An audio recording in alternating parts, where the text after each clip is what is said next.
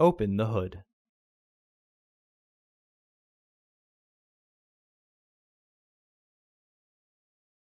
The cabin air filter is located here. Remove the access panel.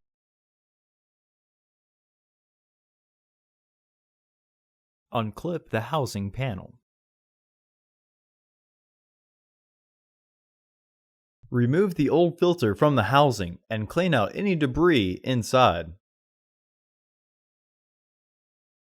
Install your new AQ1209 filter into the housing, with its airflow indicating arrow pointing towards the back of the car.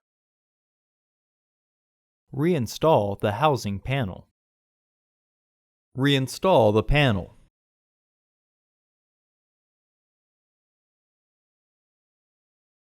Close the hood. Order your parts today at Filterheads.com. Also, please like our video and subscribe to our channel so you won't miss any new content.